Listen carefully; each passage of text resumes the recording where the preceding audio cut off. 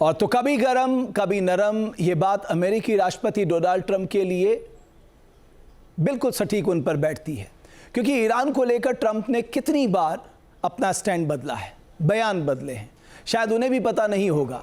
अब ट्रंप दावा कर रहे हैं कि ईरान के साथ बहुत जल्द वो डील करने वाले हैं। हालांकि ये इतना आसान भी नहीं है, क्योंकि ईरान किसी भी कीमत पर अपनी शर्तों पर समझौता करने को तैयार नहीं है। सबसे बड़ी बात यह है कि जिस न्यूक्लियर प्रोग्राम को तबाह करने के लिए अमेरिका ने हमला किया, उसे ईरान किसी भी कीमत पर रोकने के लिए अब तैयार नहीं दिखाई देता।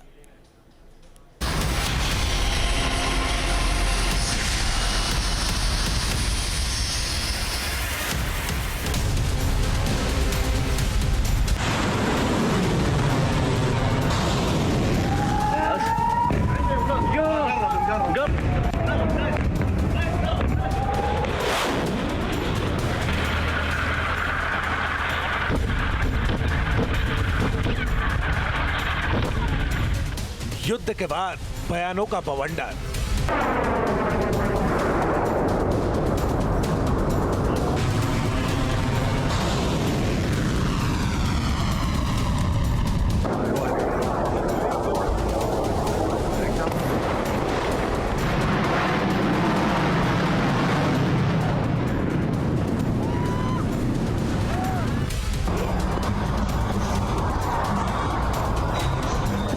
मिडिल ईस्ट में कौन करेगा surrender?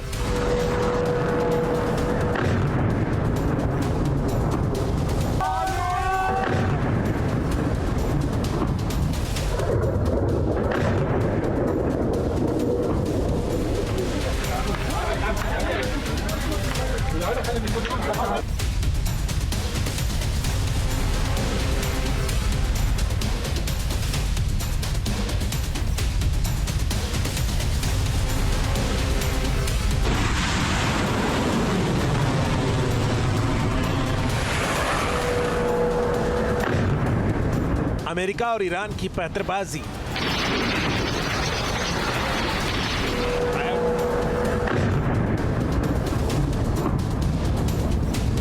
Straight to the airport.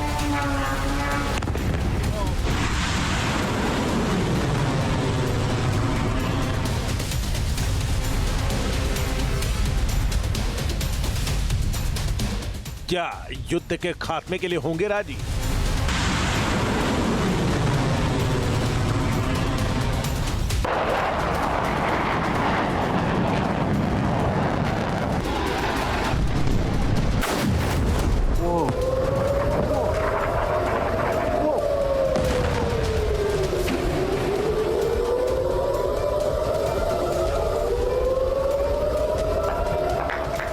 Yemen में हूती की बारूदी चाल।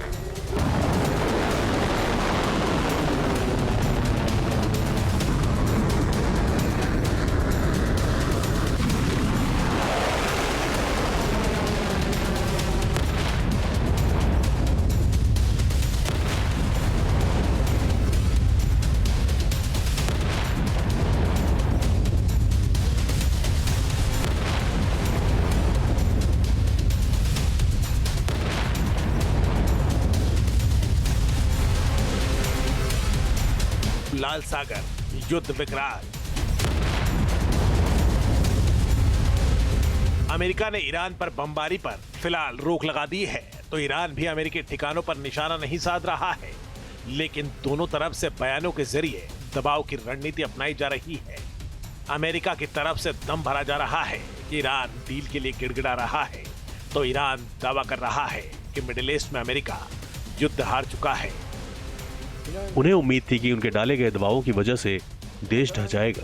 उन्होंने ये दबाव डाला और हमारी अर्थव्यवस्था को दिन ब दिन मुश्किलों में डाला, जिससे हमें कई समस्याओं का सामना करना पड़ा। अब अपने विश्लेषणों में वे हैरान हैं कि हम आखिर ढहे क्यों नहीं। अमेरिका ने ईरान के खिलाफ युद्ध छेड़ा, क्योंकि अमेरिका ईरान को एटमी ताकत बनने से रोकना चाहता है, लेकिन जंग के 2 राउंड के बाद भी अमेरिका अपने मिशन में कामयाब नहीं हो पाया। उल्टा अमेरिका के लिए युद्ध में टिके रहना मुश्किल हो गया, क्योंकि अमेरिका के हथियारों का भंडार तेजी से खाली हो गया।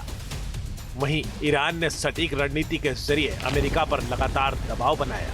ईरान ने युद्ध में खाड़ी देशों में अमेरिकी ठिकानों को टारगेट किया तो यमन में मौजूद अपने प्रॉक्सी हूती के जरिए लाल सागर में युद्ध का उन्माद पैदा करने की चाल चली ताकि एक साथ दो फ्रंट पर अमेरिका को फंसा सके। एक तरफ हॉर्मुज स्ट्रेट में ईरान ने अपना दबदबा मजबूत किया और जहाजों की आवाजाही रोककर अमेरिका के खिलाफ हथियार के तौर पर इस्तेमाल किया, तो दूसरी तरफ लाल सागर में बाब अल मंदेब को बंद करने की धमकी देकर दुनिया भर में ऊर्जा संकट खड़ा करने की चाल चली।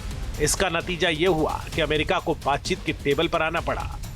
ईरान सिर्फ एक ही चीज बार बार कह रहा है कि पहले बातचीत हो, समझौता हो और उसके बाद पहली चीज IAEA यानी इंटरनेशनल एटॉमिक एनर्जी एजेंसी के जो साइंटिस्ट और इंजीनियर्स हैं वो ईरान में पहुंचे और वेरीफाई कर ले कि क्या वाकई ईरान न्यूक्लियर बॉम्ब बना रहा है या नहीं।